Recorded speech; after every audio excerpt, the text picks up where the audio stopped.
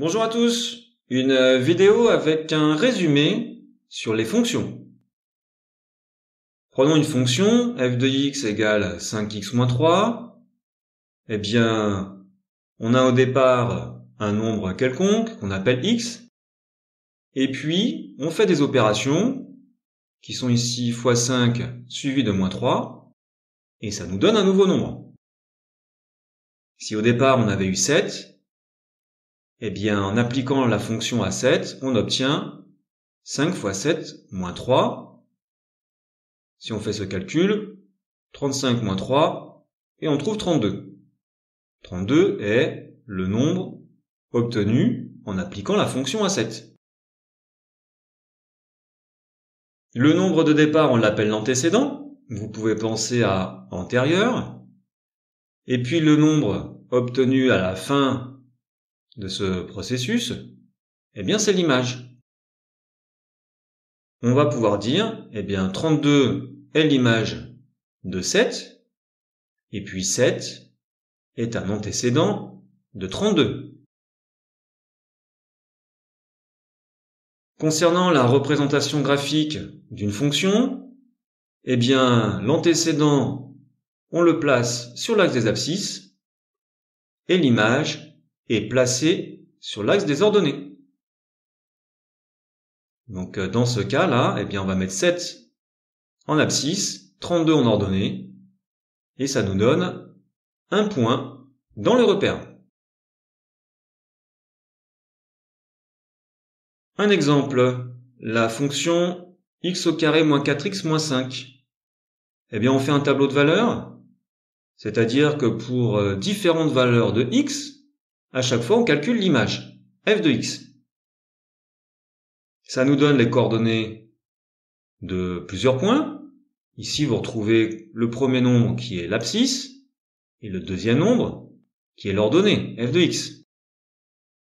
On peut placer maintenant ces points dans un repère, et puis tracer la courbe représentative de la fonction f.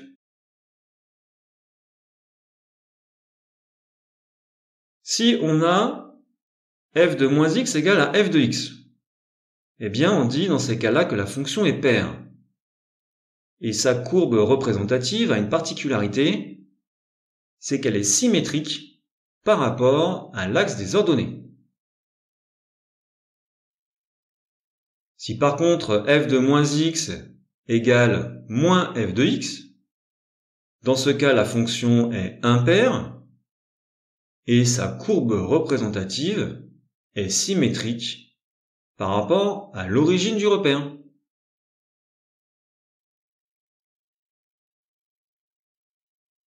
Maintenant le tableau de variation. Alors qu'est-ce qu'un tableau de variation ?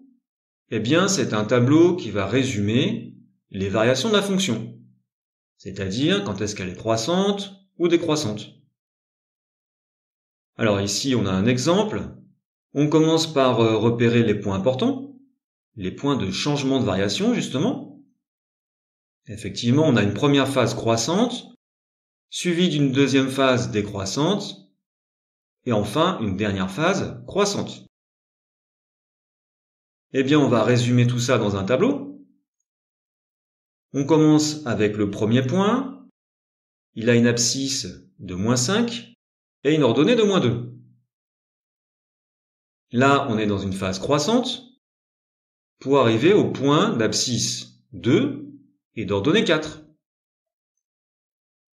Ensuite, c'est une phase décroissante jusqu'au point d'abscisse 5, d'ordonnée 1, et enfin, une phase croissante jusqu'au point d'abscisse 7 et d'ordonnée 5.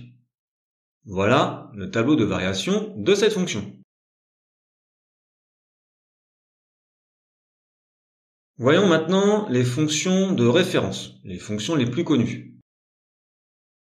Alors les fonctions affines que vous connaissez bien, f de x égale à x plus b, a étant le coefficient directeur, la pente de la droite, graphiquement.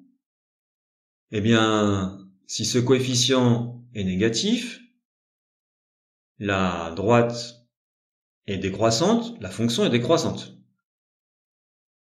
Si le coefficient directeur est positif, on a une fonction croissante. On résume ça dans le tableau de variation. Donc si A négatif, on a une phase décroissante. Alors maintenant, en ce qui concerne le signe de f, eh bien si la fonction est croissante, on va partir de valeurs négatives pour monter dans des valeurs positives. Comme graphiquement c'est une droite, c'est infini, forcément on part de valeurs négatives pour aller dans des valeurs positives. Et on va passer par le zéro. C'est-à-dire que la droite va couper l'axe des abscisses. Si c'est une fonction décroissante, donc une droite décroissante, eh bien elle va partir de valeurs positives et puis aller dans des valeurs négatives, en coupant l'axe des abscisses à un moment donné. Voilà pour le signe de f dans le cas de fonction affine.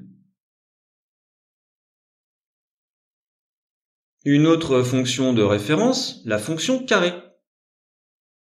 X au carré. Graphiquement, la voici. Le tableau de variation.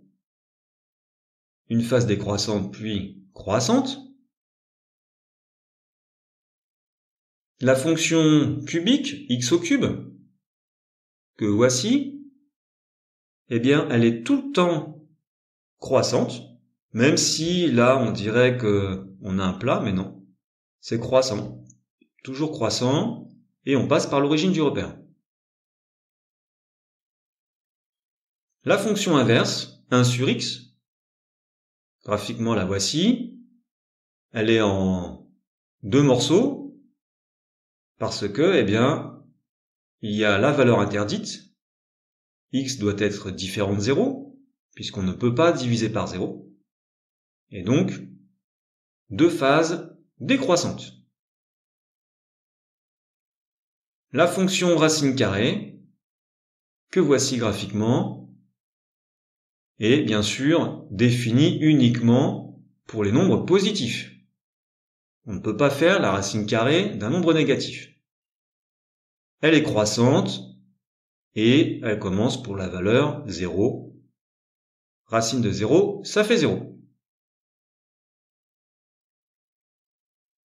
Voilà pour cette vidéo. Merci, bon courage à tous pour vos révisions et à bientôt.